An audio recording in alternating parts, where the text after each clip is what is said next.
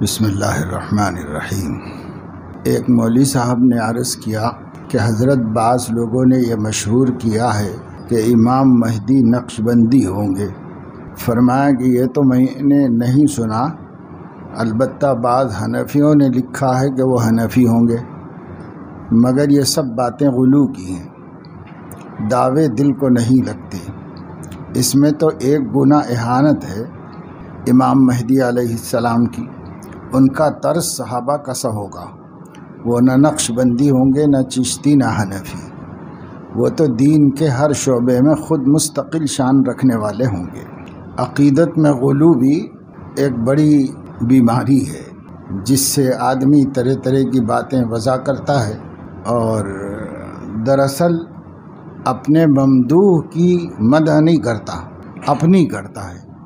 اپنی کرنے کے واسطے ایک ممدوح کو تیار کرتا ہے، کیونکہ خود کرے گا تو لوگ قبول نہیں کریں گے، تو اپنی نہیں کرتا، اپنے ممدوح کی حد سے زیادہ تعریف کرتا ہے، یہ بتانے کے لیے کہ وہ کس کا مرید ہے، یہ بتانے کے لیے تو اپنی ہی تعریف ہوتی ہے، اور یہ غلو بالکل مناسب نہیں۔ ہمارے اکابر نے ایسی چیزوں کو بالکل پسند نہیں کیا۔ حضرت تھانوی رحمۃ اللہ علیہ تو فرماتے تھے کہ مجھے گھیر گھار کے لوگوں کو لانا بھی پسند نہیں ہے۔ لوگ جب اپنے اندر مناسبت اور تعلق محسوس کریں گے خود ہی آئیں گے، استفادہ کریں گے۔ یہ کیا ہے؟ ایسا آج کے زمانے میں بھی ہوتا ہے، لوگ اپنے ساتھ والوں کو گھیر گھار کے اپنے پیر کے پاس لے کے جاتے ہیں کہ یہ بس یہی ہیں اس وقت کے سب سے بڑے شیخ المشائخ، ان سے مرید ہو جاؤ۔ اس کے لیے یہ صحیح نہیں۔ صحیح طریقہ یہ ہے کہ اگر بیچارہ بالکل بے خبر ہو تو انہیں چند مشائخ کی خبر دے دی جائے، بتا دیا جائے کہ فلاں شیخ ہیں، ماشاءاللہ ان کا فیض عام ہے، فلاں کا عام ہے، اور ہمارے نزدیک یہ معتبر مشائخ ہیں۔ اب آپ سب کے پاس جاؤ، ایک دفعے جہاں دل لگے وہیں پر لگ جاؤ۔ طریق میں بعد تصحیح عقائد و اعمال ضروریہ کے سب سے بڑی چیز محبت ہے۔ طریق میں یعنی یہ سلوک میں، اس راستے میں بعد تصحیح عقائد و اعمال ضروریہ کے سب سے بڑی چیز محبت ہے، اس کی بڑی سخت ضرورت ہے۔ مراقبات سے بھی زیادہ تر یہی مقصود ہے کہ ان سے یکسوئی ہو اور یکسوئی سے محبت حاصل ہو۔ ایک مولوی صاحب نے عرض کیا کہ قبر پر مردے کو دفن کرنے کے بعد سرہانے پائنتی کھڑے ہو کر اور قبر پر انگلی رکھ کر سورہ بقرہ کا اول اور آخر پڑھتے ہیں، اس کے متعلق کیا حکم ہے؟ فرمایا کہ ان آیتوں کا پڑھنا تو ثابت ہے، مگر انگلی رکھ کر پڑھنا ثابت نہیں۔ پھر عرض کیا کہ اس کے پڑھنے کے بعد قبر پر کل حاضرین ہاتھ اٹھا کر مردے کے لیے ایصال ثواب و دعائے مغفرت کرتے ہیں۔ فرمایا ویسے ہی دعا کر دینا اور ثواب پہنچا دینا چاہیے، ہاتھ نہیں اٹھانا چاہیے۔ قبر کی طرف منہ کر کے اور ہاتھ اٹھا کر دعا کرنے کو فقہا نے منع کیا ہے۔ اس میں صاحب قبر سے استفادہ کا شبہ ہوتا ہے، جو ناجائز اور شرک ہے۔ ہاں، قبر کی طرف پشت کر کے دعا مانگنا جائز ہے۔ اسلام میں توحید کی بے حد حفاظت کی گئی ہے، مگر لوگ خیال نہیں کرتے، گڑبڑ کرتے ہیں۔ انہی باتوں سے بدعات پیدا ہونے لگی ہیں۔ بعض کو شبہ ہو جاتا ہے کہ اکثر اہل علم کو جلد نفع ہوتا ہے، گویا بے کیے ہی مقصود حاصل ہوتا ہے۔ اس سے آپ یہ سمجھتے ہوں گے کہ بدون مجاہدے کے کام ہو گیا، مگر ایسا ہرگز نہیں۔ وہ جو 10 برس یا 20 برس تک کتاب کو سامنے رکھ کر آنکھیں سینکتے رہتے ہیں اور تمام شب اور تمام دن رٹتے رہے ہیں، یہ کیا تھوڑا مجاہدہ ہے؟ اسی مجاہدے سے ان میں استعداد پیدا ہو جاتی ہے۔ سو کام مجاہدے ہی سے ہوا، اول مجاہدہ ہوا، پھر مقصود کی اہلیت و استعداد پیدا ہو گئی، اور کسی کامل کی توجہ سے وہ مستقل اور راسخ ہو گئی۔ باقی اگر نری توجہ سے کوئی کیفیت پیدا ہو گئی تو وہ بھی مستقل نہ ہوگی، ایک عارضی ہوگی، جیسے جب تک لحاف میں رہے گرمی ہے، باہر نکلے پھر وہی ٹھنڈے کے ٹھنڈے، کیونکہ وہ گرمی عارضی بات تھی، اور ایک گرمی انڈے کا حلوہ کھانے سے ہوتی تھی، سو یہ گرمی مستقل ہوگی۔ سو نری توجہ کوئی چیز نہیں، بلکہ اصل چیز تربیت ہے، سو اس میں عمل کی تعلیم لازم ہے، اور بدون تربیت و مجاہدے کے انسان قطب اور غوث تو ہو سکتا ہے مگر مقصود حاصل نہیں کر سکتا۔ مجاہدے کی بھی کوئی معین مدت نہیں ہے، بلکہ شرط یہ ہے کہ آدمی ساری عمر اسی ادھیڑ بن میں لگا رہے، اور یہ لگا رہنا ہی بڑی دولت اور بڑی نعمت ہے۔ اور عشاق کی تو مجاہدے دائمی میں یہی شان ہوتی ہے کہ ان کی ساری عمر رونے پیٹنے میں کٹتی ہے، آنکھ اور دل سے، جس کا سر چشمہ وہی عشق و محبت ہے۔ اسی کو کسی نے خوب کہا ہے، یا رب چشمہ است محبت کے من ازاں، یا قطرہ آب خوردم و دریا گریستم۔ یا اللہ، یہ محبت کا ایسا چشمہ ہے کہ میں نے ایک قطرہ اس کا پیا تھا اور آنکھوں سے رو رو کے دریا بہا دیے ہیں۔ اور واقعی محبت ایسی ہی عجیب چیز ہے کہ اس کا ایک قطرہ آخر میں دریا سے بڑھ جاتا ہے۔ غرض کام کرنا ضروری ٹھہرا مگر اخلاص کے ساتھ، پھر اگر کوئی ملامت کرے یا ریا وغیرہ کا شبہ کرے، پرواہ بھی نہ کرنا چاہیے۔ حضرت مولانا گنگوہی رحمۃ اللہ علیہ نے ایک شخص کو ذکر جہر کی تعلیم فرمائی۔ اس نے عرض کیا کہ حضرت اس سے تو ریا ہو جائے گی، ذکر خفی کر لیا کروں؟ فرمایا کہ جی ہاں، اس میں ریا نہیں ہے کہ گردن جھکا کر بیٹھ گئے، چاہے سو ہی رہے ہوں، مگر دیکھنے والا سمجھے کہ نامعلوم عرش و کرسی کی سیر کر رہے ہیں یا لوح القلم کی۔ تو صاحب، اظہار کا نام ریا نہیں ہے، یعنی بغیر دکھاوے کی نیت کے کوئی عمل ایسے کیا جائے کہ کسی کو نظر آ جائے، اس کا نام ریا نہیں ہے۔ جب اظہار کا قصد ہو اس کا نام ریا ہے۔ اور اگر ریا ایسی ہی سستی ہے تو اسلام کا اخفا کیوں نہیں کرتے جو اصل جڑ ہے؟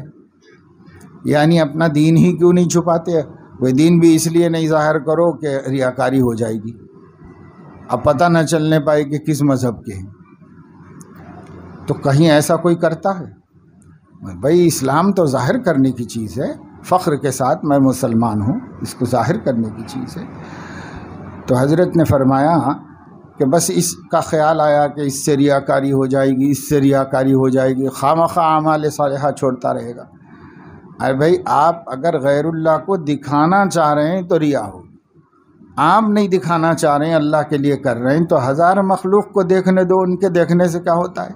اس سے کوئی ریا تھوڑی ہو جاتی ہے۔ ریا تو اپنے قصد و ارادے کا نام ہے، خود دوسروں کو دکھانا چاہ رہا ہے، لیکن قصد کیا ہے؟ اللہ کو دکھانا ہے، بس اس ارادے سے کر رہا ہے۔ مخلوق کو دکھانے کا خیال بھی نہیں ہے، واہمہ بھی نہیں ہے۔ پھر مخلوق دیکھتی ہے تو دیکھے، ہم کو اب بچیں گے کیسے؟ تو اس لیے حضرت فرما رہے ہیں پھر تو اسلام بھی چھپانا پڑے گا، دین بھی چھپانا پڑے گا۔ ایمان تو چلو اندر ہی چھپا ہوا ہے، لیکن اسلام بھی چھپانا پڑے گا۔ تو ایسا کوئی بھی نہیں کہتا۔ اسی کو حضرت حکیم اختر صاحب رحمۃ اللہ علیہ نے فرمایا، بھائی ریا خود سے آ کے نہیں چپکتی کسی کو، ریا خود سے آ کے نہیں چپکتی۔ آپ ریا پیدا کریں گے تو پیدا ہوگی، ریا کا ارادہ نہیں ہے تو خود سے ریا کیسے بن جائے گا؟ عمل خود سے ریا نہیں بنتا۔ کتنے اعمال ہم چھپا سکیں گے لوگوں سے؟ نماز با جماعت پڑھنا ہے، کیسے چھپائیں گے لوگوں سے؟ باہر نکلنا اور مسجد جانا، یہ سب دکھاوا ہے۔ اب اس سے لوگ دیکھ رہے ہیں، یہ ہمارا مقصد ہے کہ ہمیں نمازی سمجھیں، یہ ہمارا مقصد ہے کہ ہم اللہ کے گھر میں جماعت سے نماز ادا کریں۔ تو جو ہمارا مقصد ہے وہ اللہ دیکھے گا۔ عام طور سے ریا کے سلسلے میں لوگ یوں ہی پریشان رہتے ہیں، ہر چیز میں ریا کا خطرہ ان کو کام کرنے ہی نہیں دیتا۔ یہ بھی نفس کا ایک حربہ ہے۔ فرماتے ہیں کہ مسلمانوں کے غلبے کے لیے کی جانے والی تدابیر کی تاثیر موقوف ہے مشیت الہی پر، اور مشیت مسلمان کے لیے موقوف ہے رضا پر۔ اس لیے کہتا ہوں کہ بدون حق جل علی شانہ کو راضی کیے ہوئے، بدون حق جل وعلا شانہ کو راضی کیے ہوئے اور مشروع تدابیر کو اختیار کیے ہوئے مسلمانوں کو فلاح اور بہبود میسر ہونا محال ہے۔ اس کا صرف ایک ہی علاج ہے جو میں تم کو بتلا چکا ہوں کہ اللہ اور رسول کو راضی کرنے کی فکر اور مشروع تدابیر کو اختیار کرو، اپنے دوست دشمن کو پہچانو، سلیقہ اور طریقے سے کام کرو، اور جو کام بھی کرو متحد ہو کر کرو۔ ہر مسلمان دوسرے مسلمان سے اپنے کو چھوٹا سمجھے، اور یہ چھوٹا سمجھنا ہی صورت اتفاق کی ہے، اور آج کل کی یہ ساری خرابیاں بڑے بننے کی ہیں۔ تو حالات زمانہ سے نمٹنے کی حضرت نے ایک تدبیر تو یہ فرمائی کہ اللہ تعالیٰ کی ناراضگی کے کاموں سے بچنا شروع کرے تاکہ اللہ راضی ہو جائے۔ اور جب اللہ مسلمان سے راضی ہوتا ہے تو پھر اس کی مشیت اور اس کا ارادہ اس کو نفع پہنچانے کا ہوتا ہے، تب اس کے کاموں میں برکت حاصل ہوتی ہے۔ اب ہم ہر قسم کی تدبیر کرتے ہیں لیکن یہ اصل تدبیر نہیں کرتے۔ اس زمانے میں بھی ملک میں مسلمانوں کے لیے جو روزانہ ایک نئی مصیبت نظر آتی ہے اور دکھائی دیتی ہے، اور روزانہ ایک دل آزاری اور دل شکنی کی بات سامنے آتی ہے، تو اس کے لیے تدابیر ہو رہی ہیں، سوچی جا رہی ہیں، مشورے ہو رہے ہیں، یہ سب ٹھیک ہے۔ وہ سیاسی تدبیر کیا ہونی چاہیے، سماجی تدبیر کیا ہونی چاہیے، لیکن ان دو کے برابر کم از کم، یعنی اگر یہ 50% ہے تو اور 50% خود کی صلاح و فلاح کی فکر بھی ہونی چاہیے۔ ملت بھی درست ہو، ملت کے اندر پیدا شدہ بڑے بڑے جرائم، بڑے بڑے خبائث، فواحش و منکرات جو مسلمانوں میں عام ہو گئے اور جو مسلمان بلا تکان بلا تکلف کر رہا ہے، یہ بھی مٹانے ہوں گے۔ اگر اس حوالے سے محنت قوم پہ نہیں ہو رہی ہے اور قوم میں بحیثیت مجموعی اللہ تعالیٰ کی فرما برداری اور گناہوں سے بچنے کا مزاج نہیں پیدا ہو رہا ہے، تو پھر ایک کے بعد ایک آزمائش، ایک کے بعد ایک آزمائش، یہ سلسلہ چلتا رہے گا، یہ ختم ہونے کا نام نہیں لے گا آدمی کا۔ اس لیے اس کی فکر بھی ساتھ ساتھ ہونی چاہیے۔ جیسے علماء یہ کہتے ہیں کہ اپنی معاشرے کی اصلاح کرو، گھر کی اصلاح کرو، فرد کی اصلاح کرو، اور زیادہ گفتگو نہیں کرتے تدابیر سیاسیہ وقتیہ کے سلسلے میں، تو انہیں بھی اس کا ذکر کرنا چاہیے۔ لیکن جو لوگ سیاسی اور سماجی تدبیر پر زور لگا رہے ہیں وہ تو کبھی بھی دینی حالت کے درست کرنے کی پرواہ نہیں کرتے، تو ان کو بھی یہ سب باتیں ملا کر کہنا چاہیے۔ قوم کی رہنمائی کا مطلب یہ ہے کہ کتاب و سنت کی روشنی میں رہنمائی کی جائے۔ کوئی کتنا بڑا قائد اور رہنما بن جائے، سیاسی اعتبار سے MLA بن جائے، MP بن جائے، اور کوشش کرے کہ بھائی ہم حکومت میں کی صفوں میں داخل ہوں تاکہ مسلمانوں کا بھلا کریں، اچھا کریں، تو ان کی یہ نیت تو ٹھیک ہے، ان کی یہ کوشش بھی ٹھیک ہے، لیکن اگر یہ کوشش کتاب و سنت کے مطابق نہیں ہے تو تاثیر سے خالی ہوتی ہے، اس میں کوئی خاص اثر نہیں ہوتا۔ بس ان کا خلوص ہے اپنی جگہ پر کہ مخلص ہیں، اور ایسا خلوص کیا کام دے گا جو اللہ رسول کے منشا کے خلاف ہو، یہ ہوتا ہے۔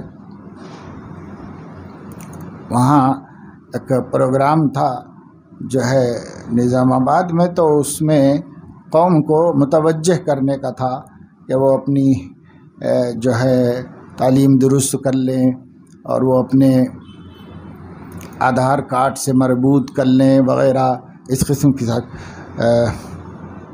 ادھر بھیجا دو ذرا، مولانا کو ادھر بھیجا دو، یہاں پر جگہ ہے آگے، مولانا ابو بکر صاحب کو یہاں بھیجا دو، راستہ دے دے بیٹا، ادھر آ جاؤ۔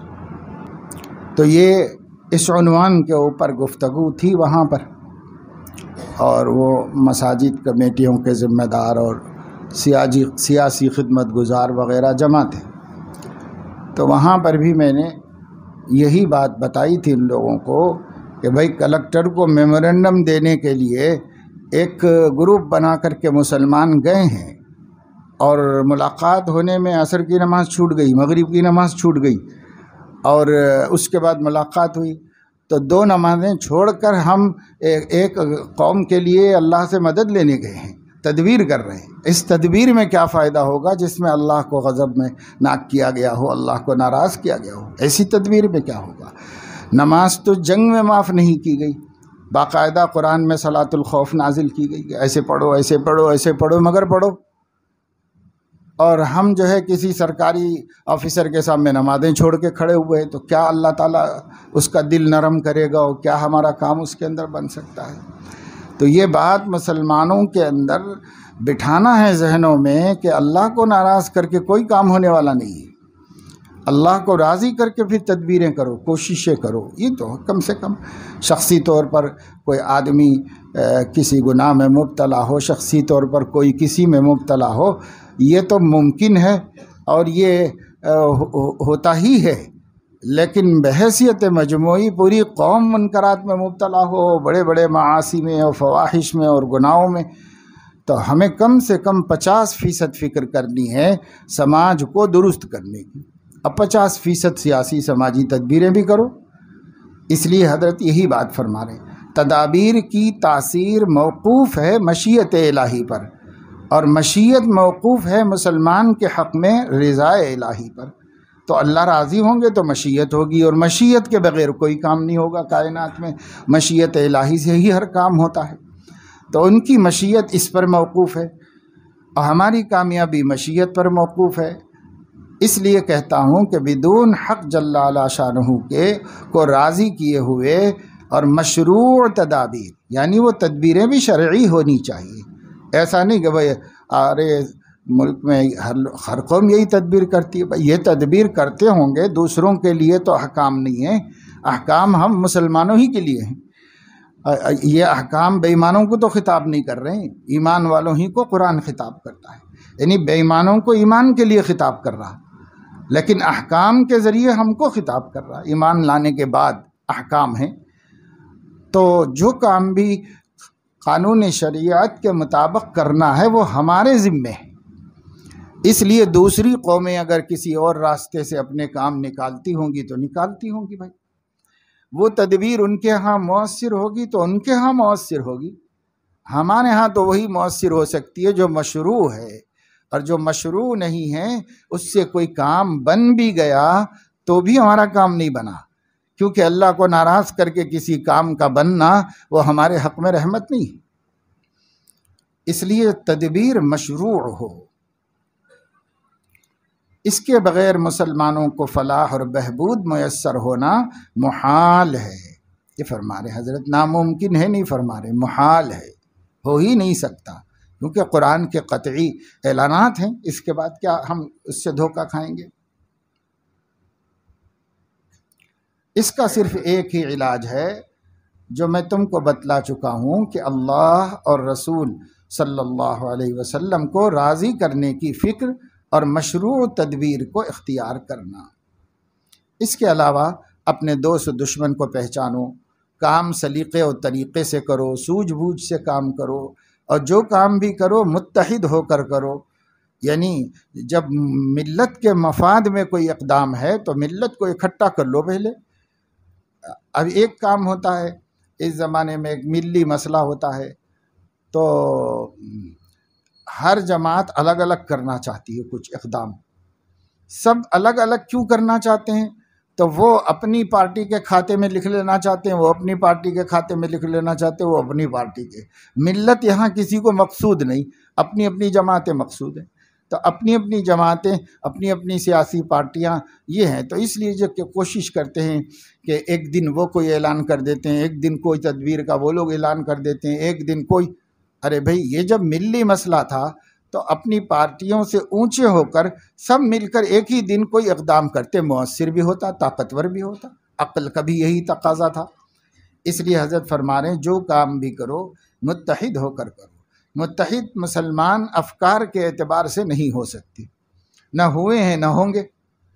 تو متحد ہونے کا یہ مطلب نہیں ہے کہ سب لوگ ایک جماعت بن جاؤ، یہ نہیں ہے. اپنے اپنی جماعت میں رہو، اپنا اپنا کام کرو، جس پر دل کو اطمینان ہے، جو جن علماء سے مطمئن ہے انہی کی تحقیق کی روشنی میں اپنے لیے دین اختیار کرو.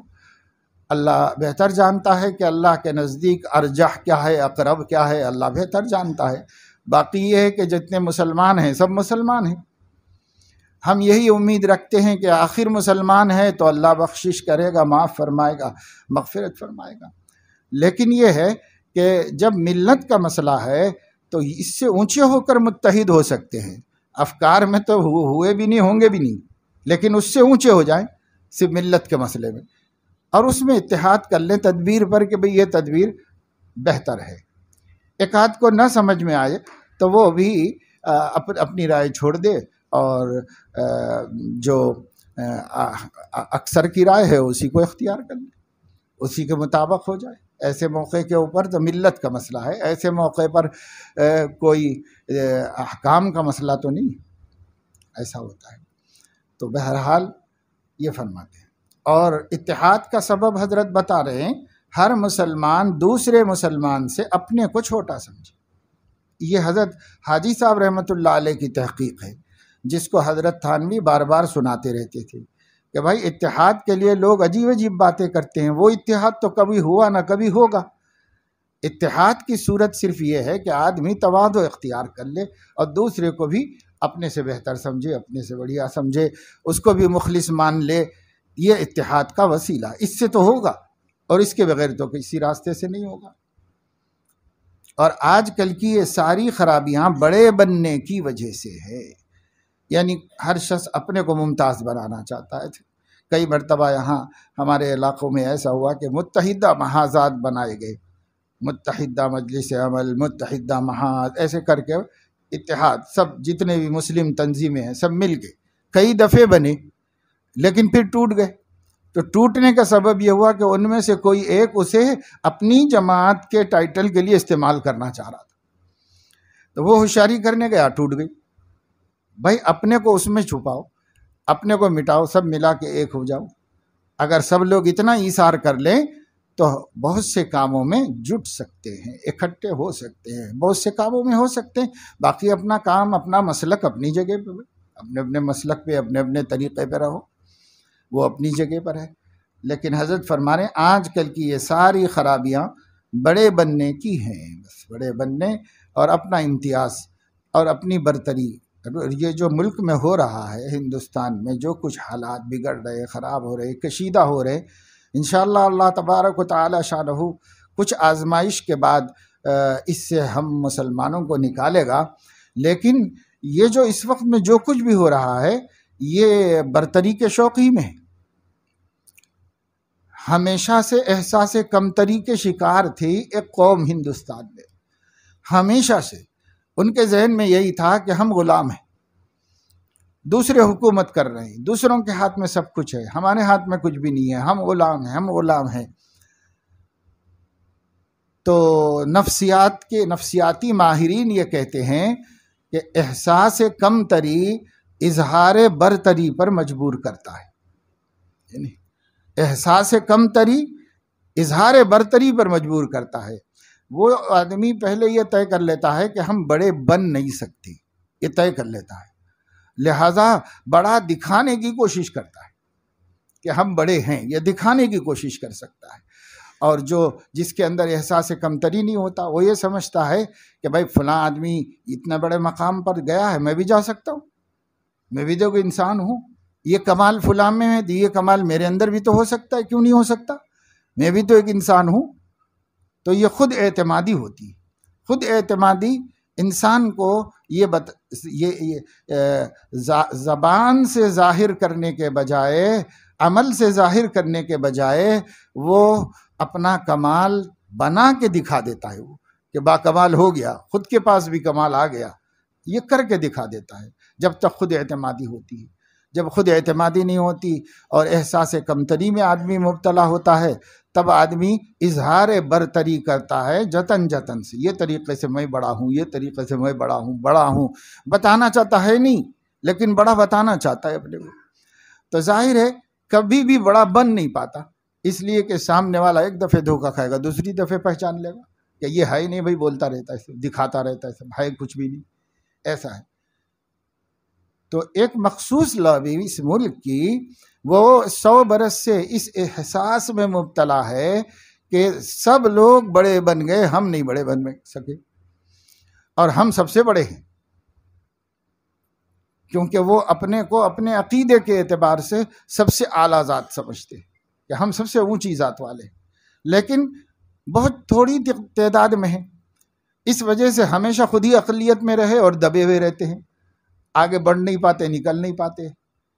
تو اب جب ان کو اقتدار مل گیا ہے تو وہ اظہار برتری میں لگے ہوئے۔ یہ سارا فساد ملک میں اظہار برتری کا ہے کہ ہم بڑے تم چھوٹے، بس اس کا ہے اظہار برتری کا۔ اسی لیے آپ دیکھتے ہیں کہ بڑی بڑی ملک کی مقتدر جماعتیں جن سے بڑی اچھی توقعات تھی، اور بڑے بڑے علماء جن پر بڑا اعتماد ہے، وہ نہیں ٹکرا رہے ہیں۔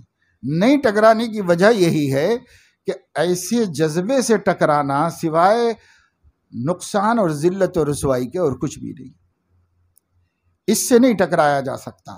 ان کو تو وقت دیا جانا چاہیے کہ وہ اپنے آپ کو کب تک ثابت کریں گے اور کب وہ ہاریں گے، ان کو اس کا موقع دینا چاہیے۔ وہی ہار کے ہار مانیں گے، ہم ہرائیں گے تو وہ ہار نہیں مانیں گے۔ ایسے حالات کے اندر ملت مبتلا ہے اس وقت میں، اس وجہ سے مقابلہ نہیں ہے، کیونکہ مقابلہ والوں کو وہ مقابلہ کرنے کا موقع ہی نہیں دینا چاہ رہے۔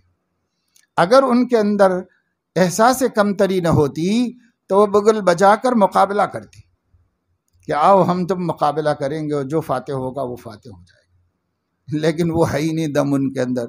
تو اس وجہ سے وہ اظہار برتری کے واسطے ظالمانہ قوانین اختیار کر رہے، ظالمانہ طریقے اختیار کر کے میں ہی بڑا ہوں، ہم سے بڑا کوئی بھی نہیں ہے، ہم ہی سب سے بڑے ہیں، ہم سر سے پیدا ہوئے، ہم سینے سے پیدا ہوئے، ہم ہی سب سے بڑے ہیں۔ تو یہ ایک مخصوص طبقہ جو اس ملک کی سب سے چھوٹی اقلیت ہے، اس کا یہ خیال ہے کہ صاحب ہم بڑے ہیں اور سب لوگ ہم کو بڑا مان لو، یہ ہے ان کا خیال۔ تو یہ طریقہ نہیں ہے، اس طریقے سے کوئی کامیاب بھی نہیں ہوا ہے، کامیاب بھی نہیں ہوں گے، لیکن اللہ تعالیٰ من جدہ وجدہ کے ضابطے کے مطابق کوشش کرنے والوں کو ان کی کوششوں کا بدلہ دیتا ہے اللہ تعالیٰ، چاہے وہ بے ایمان ہوں، چاہے کافر و مشرک۔ اللہ تعالیٰ نے دنیا میں سب کے لیے دنیا رکھی، سب کے لیے رکھی اللہ تعالیٰ نے، اور آخرت صرف ایمان والوں کے لیے رکھی، آخرت کی نعمتیں صرف ایمان والوں کے لیے رکھی ہیں۔ دنیا میں جو ہے بعض روایتوں میں ایسے دعاؤں میں ایسے الفاظ آئے ہیں، رحمان فی الدنیا و رحیم فی الآخرہ، اللہ تعالیٰ دنیا میں رحمان ہے اور آخرت میں رحیم ہے، یعنی اللہ تعالیٰ کا رحم تو یہاں سب کے لیے ہے، اور وہاں اللہ رب العزت نے اپنے مخلص بندوں کے واسطے رحم کو مختص فرما دیا ہے وہاں پر اللہ تبارک و تعالیٰ شانہ نے۔ اور مخلص بندے وہ ہیں جو ایمان والے ہیں، چاہے کتنے گئے گزرے کیوں نہ ہوں، اللہ نے ان کے لیے اپنے رحم کو مختص فرما دیا ہے۔ تو یہ ہمیں اس وقت بھی جتنے لوگ دین کی محنتیں خدمتیں کر رہے ہیں، ان کو کم سے کم میں کہتا ہوں کہ 50% قوم کے دین کی فکر ہونی چاہیے۔ تمام خیر خواہان ملت کو، تمام ملت کے بھلائی چاہنے والوں کو، چاہے سیاسی ہوں، چاہے سماجی ہوں، چاہے مذہبی قائدین، سب کو کم سے کم 50% توجہ تو اس ملت کو دینی اعتبار سے درست کرنے کے اوپر مبذول کرنا چاہیے، اور 50% میں تدابیر شرعیہ کر لیں، جو شرعی تدابیر ہے وہ کر لیں، یہ کم سے کم کہہ رہا ہوں۔ ورنہ ترتیب تو یہ ہے کہ بندے جب اللہ کو خوش کر لیں گے، اللہ تعالیٰ بندوں کو خوش کر دیں گے، بس یہ ترتیب ہے۔ اور یہ سب ضروری تفصیل ہے تدابیر مشروعہ کی، ان کو اختیار کرو، پھر انشاءاللہ تعالیٰ فتح اور نصرت تمہاری لونڈی غلام بن کر تمہارے ساتھ ہوگی۔ کیا تم نے اپنے سلف کے کارنامے نہیں سنے کہ مادیات کا ان کے پاس نام و نشان نہ تھا، ہر طرح کی بے سر و سامانی تھی، مگر بڑے بڑے قیصر و کسریٰ اور بڑی بڑی منظم جماعتیں غیر مسلم اقوام کی ان سے لرزاں اور ترساں رہتی تھی۔ آخر کیا چیز ان کے پاس تھی؟ وہ صرف ایک چیز تھی جس کا نام تعلق مع اللہ ہے۔ ان کا اللہ تعالیٰ کے ساتھ صحیح تعلق تھا، بس سب اس کی برکت تھی، ہمارے اندر اسی کی کمی ہے، اس لیے ذلیل و خوار ہیں۔ حق تعالیٰ فہم سلیم عطا فرمائیں کہ صحیح طریقے پر چلیں اور دارین کی فلاح پر فائز ہوں۔ فرمایا کہ آج کل زمانہ نہایت ہی پرفتن ہے، اس میں تو لوگوں کے ایمان کے لالے پڑے ہوئے ہیں، چہار طرف سے بددین، ملحد، زندیق بنانے کی سعی و کوشش کی جا رہی ہے۔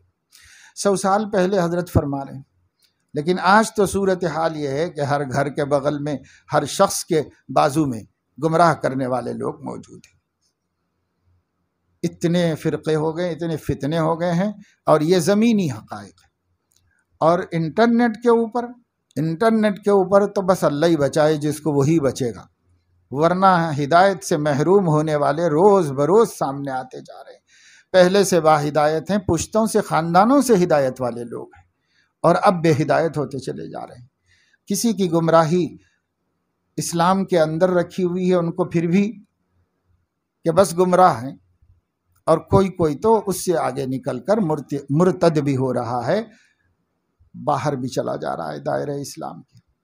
اچھے اچھے گھرانوں میں تعلیم یافتہ لوگ آسمان سے، اور جاہل لوگ زمین سے بھٹک رہے ہیں۔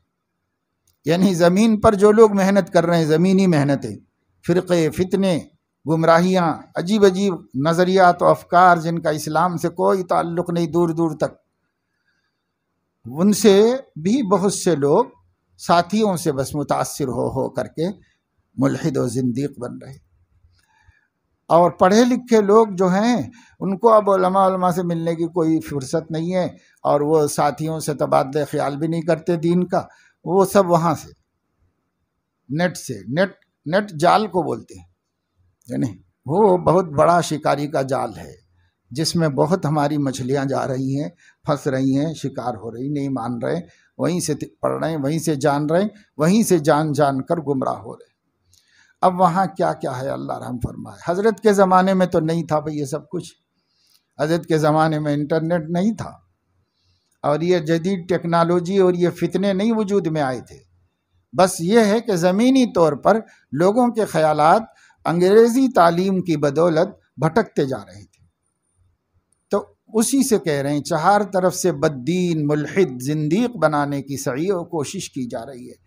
اس لیے بزرگوں کی صحبت کی سخت ضرورت ہے، اور اس موجودہ زمانے کی حالت کو دیکھتے ہوئے میں تو خاصان حق کی صحبت کے فرض عین ہونے کا فتویٰ دیتا ہوں۔ ان کے ساتھ وابستہ رہنے سے لوگ اپنے ایمانوں کو سلامت تو رکھ سکیں گے، تو جو چیز شرط ہو دین اور ایمان کی حفاظت کی، اس کے فرض عین ہونے میں کیا کسی کو شبہ ہو سکتا ہے؟ اس توجہ و تعلق مع اللہ کا بس ایک ہی طریق ہے، وہ یہ کہ قلب کو دوسروں سے خالی کرو، پھر سب کچھ ہو سکتا ہے۔ مگر خالی کرنے کے متعلق اس کا انتظار غلطی ہے کہ پہلے دنیا سے یا دنیا کے تعلقات سے قلب کو خالی کر لیں، پھر تب یاد الہی میں مشغول ہوں گے، یہ غلطی ہے۔ صحیح تدبیر یہ ہے کہ کام شروع کر دو، اس سے وہ آپ سے آپ خالی ہوتا رہے گا، یعنی قلب غیر اللہ سے خالی ہوتا رہے گا، مثبت کام شروع کر دو اپنا۔ مگر کام کا مؤثر ہونا محبت سے ہوتا ہے، اس لیے پہلے حق تعالیٰ سے محبت پیدا کرو، اور محبت پیدا کرنے کا طریق یہ ہے کہ اہل محبت کی صحبت اختیار کرو۔ ان کی صحبت سے قلب میں ایک آگ پیدا ہوگی جو سب ما سوا کو فنا کر دے گی۔ اسی کو مولانا فرماتے ہیں، یعنی مولانا روم، عشق شعلہ است کے چوں برفروخت، ہر چے جز معشوق باقی جملہ سوخت۔ عشق وہ آگ ہے، جب یہ بھڑکتی ہے تو معشوق کے سوا سب کو جلا کر پھونک دیتی ہے۔ اور اگر اس تدبیر مذکور سے قلب کو خالی نہ کیا، بلکہ تعلق مع اللہ کے ساتھ ما سوی اللہ کے تعلقات مانعہ کو بھی جمع رکھنا چاہا، تو سمجھ لو کہ قلب کیا ہوا، مراد آباد اسٹیشن کا اسلامی مسافر خانہ ہوا، کہ نگینہ والے بھی اس میں ہیں، بچھراؤں والے بھی اس میں ہیں، بریلی والے بھی، سہارنپور والے بھی، غرض قلب کیا سرائے بن گیا، وہ جس کو دیکھو وہاں پر موجود ہے، اور سب کا دارالقیام بنا ہوا ہے۔ بس ہر مقصود کو اس کے صحیح طریقے سے حاصل کرو۔ اس ملفوظ کے اخیر میں حضرت مولانا یحییٰ صاحب جو اس ملفوظات کے انتخاب کرنے والے ہیں، وہ فرما رہے ہیں کہ حضرت رحمۃ اللہ علیہ نے اللہ تعالیٰ کی محبت کے حصول کے لیے تعلقات مانعہ سے قلب کو خالی کرنے کو ضروری بتایا ہے۔ اس میں مانعہ کی شرط کا واضح مفہوم یہ ہے کہ جو تعلقات محبت الہی کے حصول میں رکاوٹ بنتے ہیں بس ان سے دل کو خالی کرنا ضروری ہے۔ مثلاً بیوی کی ایسی محبت جو اللہ کے احکام اور دین میں رکاوٹ بنے تو ایسی محبت سے قلب کو خالی کیا جائے گا۔ باقی بیویوں سے محبت تو رسول اللہ صلی اللہ علیہ وسلم کی سنت ہے۔ مومن کا حال یہ ہونا چاہیے کہ وہ بیوی بچوں سب سے محبت کرے مگر اللہ کے حکم کے تابع رہ کر، اور اس کا نقطۂ نظر یہ ہونا چاہیے کہ ان چیزوں سے حدود کے اندر محبت کرنا شریعت کا حکم اور اللہ کے رسول صلی اللہ علیہ وسلم کی سنت ہے۔ غرض ہر چیز کو اللہ کی محبت کے تابع کرنے کا مزاج بنا لے، بس یہی سارے دین کی کنجی ہے، اور عادتاً یہ چیز اللہ والوں کی صحبت اور ذکر الہی کی کثرت سے ہی حاصل ہوتی ہے۔ اللہ تعالیٰ توفیق عمل نصیب فرمائے۔ سبحانک اللہم و بحمدک اشہد ان لا الہ الا انت استغفرک و اتوب